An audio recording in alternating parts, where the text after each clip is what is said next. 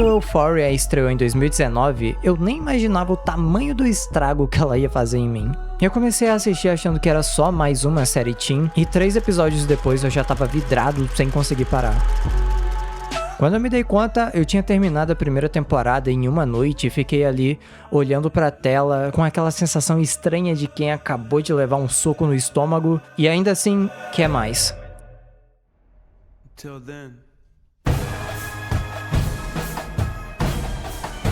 A terceira e supostamente última temporada tá rolando, e eu não consigo parar de me perguntar o que aconteceu com Euphoria? Será que a série se perdeu? Ou será que ela sabe muito bem aonde ela tá?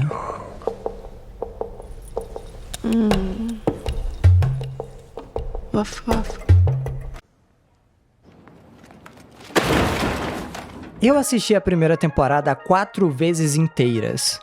4. Isso porque quando Euphoria saiu lá em 2019, ela parecia tão diferente de tudo que estava sendo feito naquele tipo de temática adolescente que eu me sentia na obrigação de espalhar a palavra de Euphoria para todo mundo que eu conhecia. E para cada amigo que eu convencia a assistir, eu sentava do lado e revia tudo de novo, só para ver a reação da pessoa. E eu não me arrependo nem um pouco porque eu acho que todo mundo que gosta de Euphoria sentiu a mesma coisa quando viu a Rue enchendo o cu de droga pela primeira vez.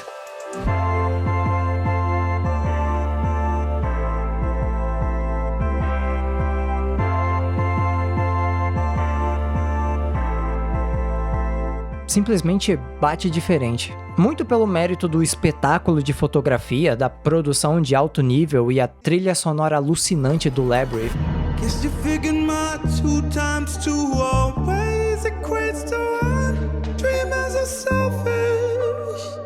Mas principalmente porque a série mira em um sentimento muito específico da vida adolescente e ela acerta em cheio.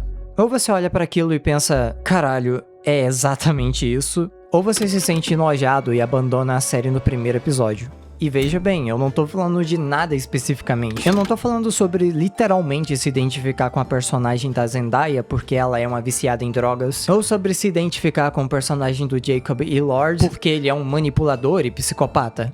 Claro que não, a nossa vida não é tão emocionante quanto uma série da HBO. Mas eu tô falando de algo mais profundo. Eu tô falando daquele sentimento estranho da adolescência onde tudo parece intenso demais. Tô falando do que um monte de mudanças hormonais e cobranças repentinas fazem com a tua cabeça. Você sente tesão demais, raiva demais, amor demais, insegurança demais e uma vontade incontrolável de fazer merda. Afinal, o teu lobo pré-frontal ainda não tá totalmente desenvolvido e provavelmente só vai ficar lá pros seus 25 anos de idade. Nessa fase da vida, tua cabeça ainda tá se formando, você tá completamente emocionalmente instável e tentando fingir que sabe quem você é. Euphoria transformou essa sensação em audiovisual, e eu acho que foi aí onde ela tanto acertou.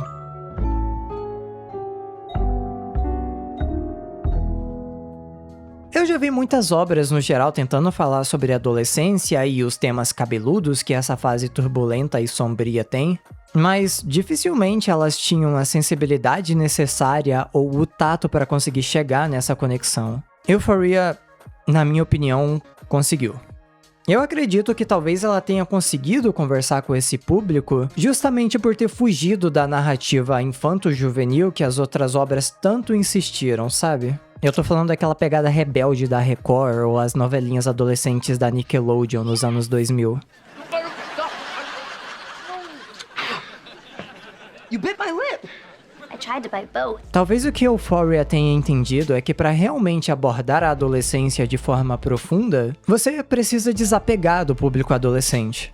E é por isso que eu costumo dizer que Euphoria é uma série sobre adolescentes, porém feita para adultos. Afinal, ela é literalmente uma série mais 18. E eu nem acho que isso aconteça só por causa da nudez ou das drogas. Existe uma maturidade na forma como Euphoria aborda assuntos delicados, sem dramatizá-las, mas também sem vilanizá-las. É só cru. Tipo mostrar a Rue enchendo o cu de droga e, enquanto ela estiver fazendo aquilo, a série vai mostrar o lado bom, o alívio, o escapismo. E por alguns segundos, parece incrível. Só que depois vem o vazio, a tristeza, o silêncio.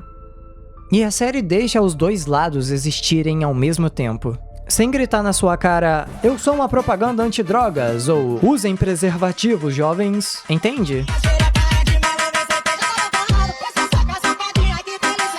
E nesse ponto, eu acho que a primeira temporada é a mais redonda, porque todos os personagens têm um arco que é introduzido e parece caminhar para algum lugar. O mais assustador é que, mesmo anos depois, a primeira temporada de Euphoria continua extremamente atual. Porque no fundo, a série sempre falou sobre uma geração desesperada por autenticidade, enquanto todo mundo performa o tempo inteiro. Todo mundo sabe que tá fingindo, se escondendo atrás de uma máscara, mas não conseguem parar de fingir. A Jules busca amor verdadeiro, mas só consegue se relacionar através de fantasia e idealização. Rue narra a própria vida como se fosse um documentário, mas foge da realidade o tempo todo. E é por isso que o vício da Rue não é tratado apenas como uma doença química, mas como uma fuga da realidade, talvez uma fuga de si mesma. Ela se droga para não ter que enfrentar o absurdo da existência, o vazio, a depressão. Ela não quer sentir. E talvez seja por isso que tanta gente se identifica com ela, mesmo sem nunca ter usado droga alguma, porque o mecanismo é o mesmo. Tem gente que foge usando droga, tem gente que foge se agarrando em um relacionamento, e tem gente que foge vivendo cronicamente online. Eu também acho muito inteligente como a primeira temporada aborda a masculinidade dos personagens e a fragilidade do ego masculino. Principalmente porque ela é quase toda colocada no personagem do Nate. O que eu acho engraçado é que todo mundo considera ele o diabo na Terra, mas eu tenho certeza que muito cara por aí se identifica com pelo menos alguma característica dele. E isso é meio assustador. O Nate, assim como vários outros personagens da série, é um reflexo da criação que ele teve, do péssimo trabalho dos seus responsáveis. Mas nesse caso em específico, do seu pai. Um pai que educava o Nate com aquele velho arquétipo da masculinidade raiz do tipo Boys Don't Cry. Só que, ainda criança, o Nate descobre umas fitas que o seu pai gravava, onde ele pegava outros homens e mulheres transexuais. E esse trauma não só destrói toda a visão de masculinidade idealizada que o Nate tinha, mas basicamente o transforma no que ele é na série. Um homem frágil, que aprendeu que a única forma de esconder essa fragilidade é através da violência, do controle, de bancar o machão. Tanto que o único momento em que a gente vê de fato essa versão frágil e vulnerável do Nate é quando ele tá conversando com a Jules por mensagem, sem um saber quem é o outro. Totalmente anônimo pelo nick ridículo de Shy Guy 118.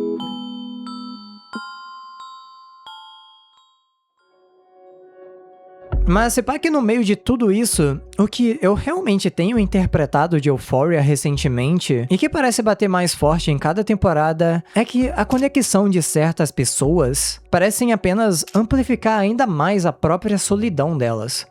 Tipo, a série não só mostra a solidão, ela mostra a solidão no meio de uma multidão, onde todo mundo tá conectado o tempo todo, transando, indo em festa, se relacionando, mas ninguém realmente se encontra.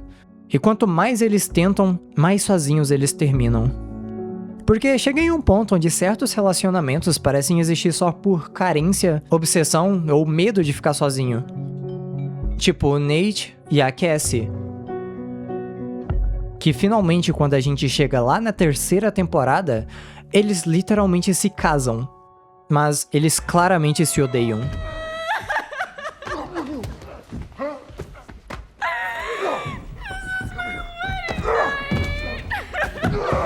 O lance de Euphoria é que ele vai fundo nas discussões que ele se propõe aí. Na real, vai tão fundo que às vezes parece chegar no fundo do poço. Vai tão fundo que você chega a ficar desconfortável. E, sim, é isso.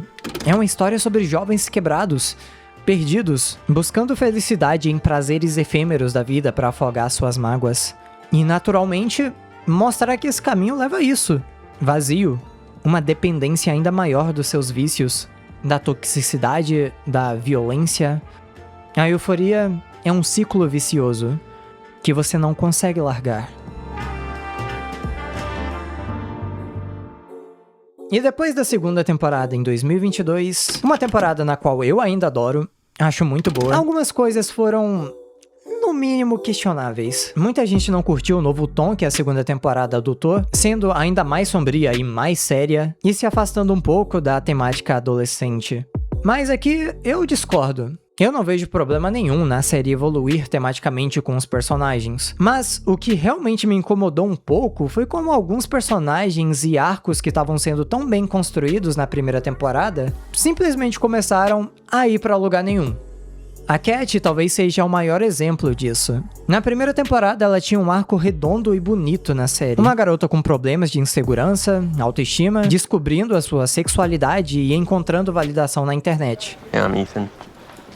Please don't be a mass shooter. What? Na segunda temporada, só não existe mais. E foi aí que a gente começou a perceber que talvez o criador da série fosse um cara um tanto difícil de lidar. Porque foi exatamente nessa época que começaram a surgir vários rumores sobre os bastidores da série. E quanto mais informações saíam, mais o Sam Levinson, o idealizador da série, parecia ser uma pessoa extremamente difícil de trabalhar. Durante um bom tempo, o pessoal mal sabia se teria uma terceira temporada ou não. É por isso que não me surpreende a Barbie Ferreira ter saído na segunda temporada com um arco de personagem completamente escanteado. Vários personagens que tinham participação na primeira foram totalmente esquecidos na segunda e principalmente na terceira temporada. Parece que os atores vão brigando entre si e vão pulando fora do barco. E aí em 2023, saiu The Idol. Outro projeto do Sam Levinson em co-criação com o fucking The Weeknd. E pra quem esperava algo nível Euphoria, foi uma das maiores decepções da HBO nos últimos anos. The Idol é tão ruim e tão problemática que me faz questionar até onde a qualidade e a profundidade de Euphoria são realmente méritos do Sam Levinson. Enquanto em Euphoria você tinha personagens bem escritos e legitimamente complexos, em The Idol os personagens têm a mesma profundidade que um pires. Ela se esforça muito para falar sobre a luxúria sombria e perversa por trás da indústria da música, mas além de só ficar na superfície da discussão, ainda expõe os fetiches esquisitos do The Weeknd e provavelmente do próprio Sam Levinson. Mas o resultado é tenebroso. A série, na verdade, a maior parte do tempo me deu a impressão de ter sido criada por um garoto de 14 anos descobrindo a pornografia na internet. Não vou dizer que eu perdi meu tempo vendo essas 5 horas de cenas atrozes e amadorismo constrangedor, porque esse é o tipo de desastre de uma dimensão que a gente tem que testemunhar, e testemunhar ainda. Os diálogos são ruins, a atuação do The Weeknd é tenebrosa, e a Jocelyn talvez seja uma das protagonistas femininas mais mal escritas que eu já vi em uma série desse tamanho. E depois do desastre que foi The Idol, ficou aquele medo. E se esse mesmo problema começar a contaminar Euphoria? E bom, na moralzinha, no momento que eu tô gravando esse vídeo, os episódios da terceira temporada ainda estão saindo. E eu posso dizer que, apesar da drástica mudança de tom, algumas inconsistências nos personagens e a trágica saída do Labyrinth,